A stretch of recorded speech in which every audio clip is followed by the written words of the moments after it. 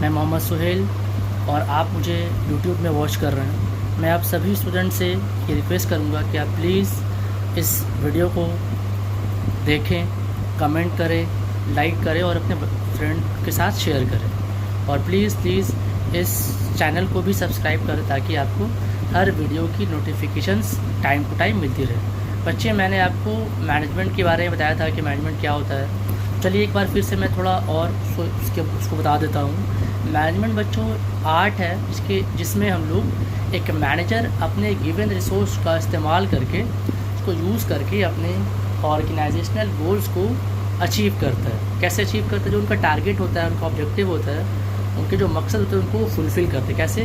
Bye there given resource. और management के ज़रिए मैनेजर अपने गिवन रिसोर्स को इस्तेमाल करके अचीव करता है। ठीक है। उसके बाद मैनेजमेंट में होता क्या है, हम लोग हर चीज़ को प्लान करके करते हैं।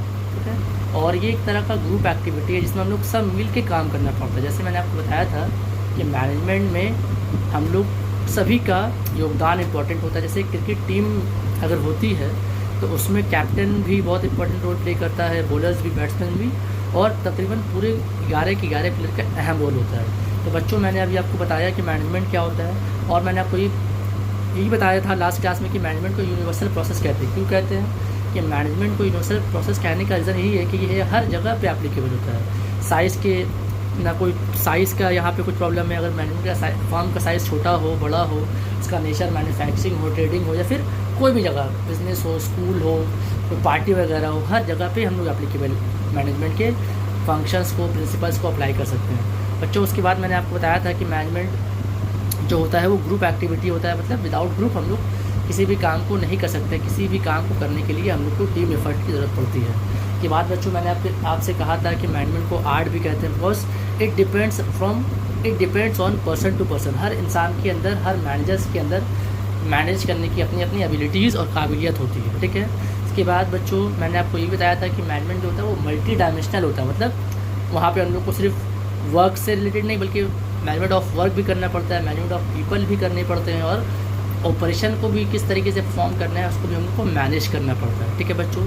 फिर मैंने आपसे यही बताया था कि मैनेजमेंट को हम लोग आर्ट्स भी कहते हैं, इसको हम लोग प्रोफेशन भी कहते हैं, इसको हम लोग डिसिप्लिन भी कहते हैं। ठीक है बच्चों। तो ये सब चीज़ें मैं आपको बताया, मैंने आपको लास्ट क्लास में बताई थी। अब हम लोग आज जो हम लोग का टॉपिक है वो है बच्चों इम्पॉर्टेंस ऑफ मैनेजमेंट। तो first point importance of management का ये है कि अचीवमेंट ऑफ ऑर्गेनाइजेशनल गोल्स।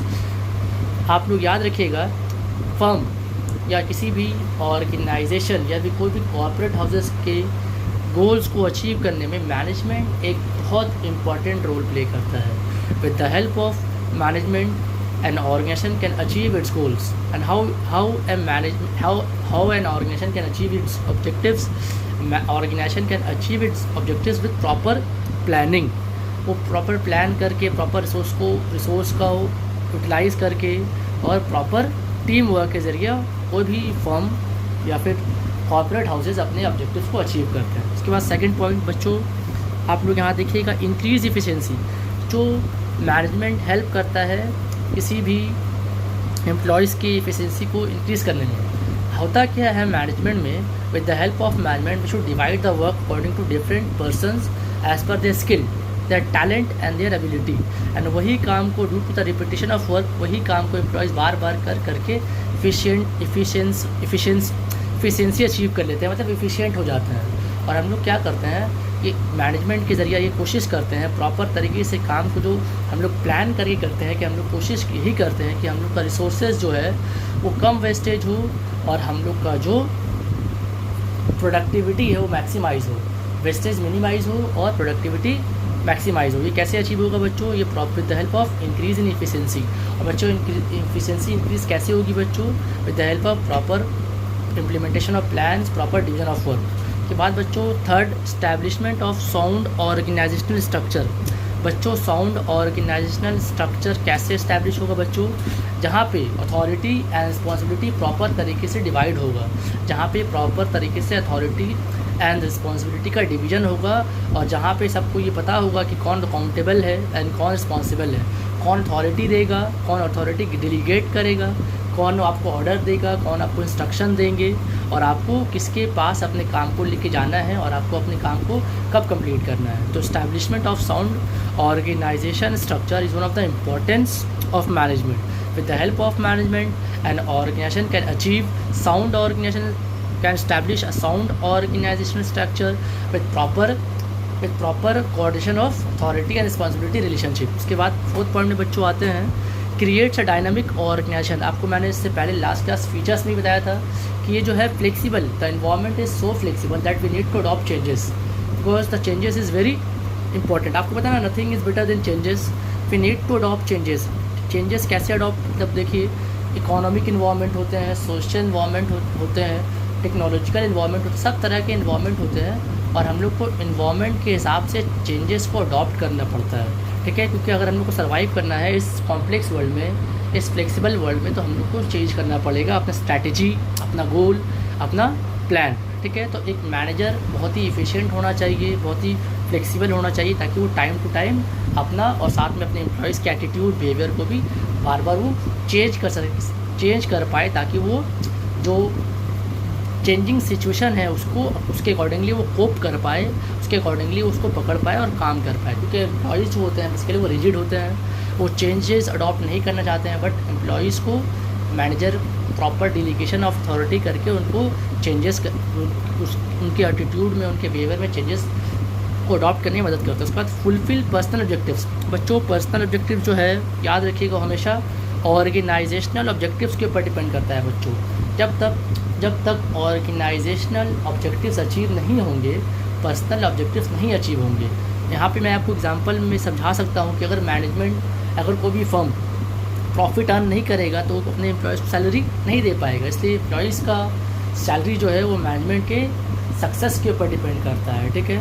तो जब किसी भी एम्प्लॉय के पर्सनल ऑब्जेक्टिव्स को फुलफ़िल कैसे करेंगे हम, जब वो ठीक तरीके से काम करेंगे और हम लोग सिर्फ एट द सेम टाइम सिर्फ मैनेजमेंट की बात नहीं बल्कि एम्प्लॉयज़ के भी वेलफेयर, एम्प्लॉयज़ के भी बातों को सुना जाएगा, एम्प्लॉयज़ के भी ऑब्जेक्टिव्स को फुलफ़िल, मतलब उनको सही वेज देना, उनको ठीक तरीके से ट्रीट करना, उनके स्टेटस के अकॉर्डिंग उनको जॉब देना, ये पर्सनल ऑब्जेक्टिव्स में आता है। उसके बाद डेवलपमेंट ऑफ सोसाइटी। बच्चों हम लोग सोसाइटी का डेवलपमेंट में मैनेजमेंट का क्या हाथ है, क्यों मैनेजमेंट को हम लोग इंपॉर्टेंस ऑफ मैनेजमेंट को हम लोग डेवलपमेंट ऑफ ऑब्जेक्टिव वाला जो पॉइंट है उसको क्यों हम लोग इस टॉपिक के अंदर लिखे। तो बच्चों इसका सिंपल आंसर यही है कि हम लोग जो एम्प्लॉयज़ को सैलरी देते हैं, वेज देते हैं, वही तो एम्प्लॉय तो सोसाइटी का एक पार्ट है। तो अगर एम्प्लॉयज़ के पास सैलरी नहीं आएगी तो वो कैसे अपने इनकम और एक्सपेंडिचर्स को, अपने इनकम को स्पेंड करेंगे, एक्सपेंडिचर्स करेंगे।